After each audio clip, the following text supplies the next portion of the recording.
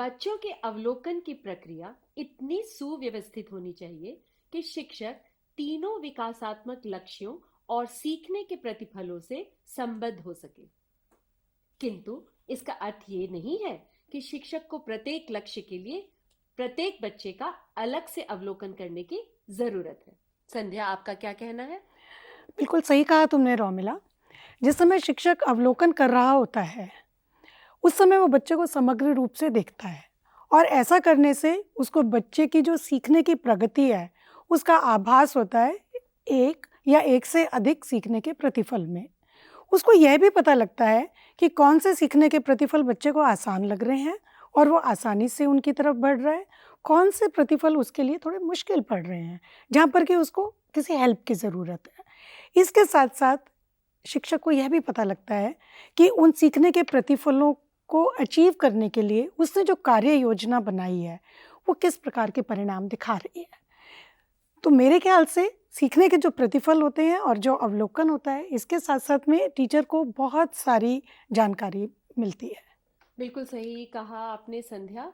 मेरे ख्याल से शिक्षकों को सीखने के प्रतिफलों को जानने की, उन्हें ध्यान से पढ़ने की बहुत ज़रूरत है, जिससे कि वो प्रत्येक सीखने के प्रतिफलों के लिए वांछित गतिविधियां, क्रियाकलाप और एक सुनियोजित वातावरण तैयार कर सकें, जहां बच्चे को वांछित सीखने के प्रतिफलों तक पहुंचने में आसानी हो। मैं इसमें कुछ उदाहरण देना चाहूंगी। जैसे बच्चे जब नमूने बना रहे हैं, तो शिक्षक को ये देखना चाहिए कि बच्चे किस तरह से नमूनों को स्वयं आगे बढ़ा रहे हैं। क्या वो ये सब करते समय गणित की शब्दावली का इस्तेमाल कर रहे हैं? इसी तरह से जब वो कोई सीरिएशन या क्रमानुसार लगाने की गतिविधि करते हैं, तो क्या वो गणित शब्दावली का इस्तेमाल करते हैं, जैसे कि ये इससे बड़ा है, ये इससे मोटा है, ये इससे हल्का है या भारी है। तो वो ये करते हुए तुलनात्मक शब्द का भी इस्तेमाल करते हैं। इसी तरह से कहानी सुनते समय क्या वो प्रश्न पूछते हैं, और क्या शिक्षक द्वारा पूछे गए प्रश्नों का उत्तर दे पाते हैं। तो आप पाएंगे कि जब बच्चे गतिविधियां करते हैं, तो अगर शिक्षक उनको ध्यानपूर्वक देखे और उसी के अनुसार बच्चों को गाइड करे, तो बच्चे अपने वांछित सीखने के प्रतिफलों को पहुंच पाते हैं। तो संध्या, इसमें आप आगे कुछ जोड़ना चाहेंगे? यहाँ मैं ये कहना चाहूँगी रोमिला कि ये आवश्यक है कि हमारे शिक्षकों को हमारे विकासात्मक लक्ष्य जो हैं, जो कि मुख्य रूप से 3 हैं, उनके जी। बारे में जानकारी हो। उन विकासात्मक लक्ष्यों के अंतर्गत जो सीखने के प्रतिफल दिए गए हैं, जी। उसकी जानकारी भी शिक्षकों को होनी बहुत ज़रूरी है। क्योंकि जब शिक्षकों के पास ये सारी जानकारी होगी, तब उनका एक दृष्टिकोण बनेगा और उस दृष्टिकोण के अंतर्गत वो ये समझ पाएँगे कि उन्हें किस प्रकार का वातावरण तैयार करना चाहिए। हम्म। अपने जो प्रतिफल हैं, उनको किस प्रकार से अरेंज करना चाहिए कि वो क्लास में जो बच्चे हैं, उनके अनुरूप निष्पादन कर सकें। इसके साथ-साथ उनको यह भी देखना चाहिए कि बच्चों को सपोर्ट के लिए क्या-क्या चीज़ें उनको दी जानी चाहिए और किस प्रकार से जो अभिभावक हैं, उनको भी साथ लेकर चला जा सकता है। तो जी। जब तक शिक्षकों को ये विकासात्मक लक्ष्यों का और सीखने के प्रतिफलों का ज्ञान नहीं होगा जी। या उनकी समझ नहीं होगी, तब तक उनका ये दृष्टिकोण नहीं बन पाएगा।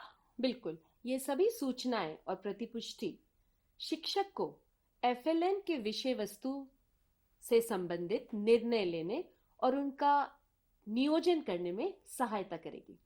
इस तरह सोची समझी हुई गतिविधियां और शिक्षण विधियां, जिन्हें हम पेडागोजिकल प्रैक्टिसेस भी कहते हैं, बच्चों के सतत आकलन और उन्हें मार्गदर्शन में मदद करेंगी। क्यों संध्या, ठीक कहा मैंने? हाँ, रोमिला, मैं यहाँ पर ये ज़रूर कहूँगी कि बच्चों की प्रगति का अवलोकन निरंतर होना चाहिए और जब हम ये अवलोकन कर रहे होते हैं, तो उसके आधार पर उनका मार्गदर्शन भी हमें निरंतर रूप से करना चाहिए।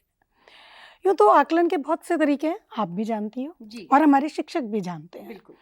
लेकिन जब हम बुनियादी स्तर की बात करते हैं, जब हम एफएलएन की बात करते हैं, तो वहाँ पर क्योंकि बच्चे छोटे हैं और उनके समग्र विकास की ओर ध्यान देना ज़रूरी होता है, इसलिए यहाँ पर अवलोकन एक बहुत ही मजबूत प्रणाली बनकर उभरती है, जी। जो कि बच्चे के बहुत से पहलुओं के बारे में शिक्षक को बताती है और उनके आधार पर शिक्षक फिर से बच्चे का भी मार्गदर्शन कर सकते हैं, अभिभावकों को भी बता सकते हैं, प्रॉपर रिपोर्टिंग भी कर सकते हैं।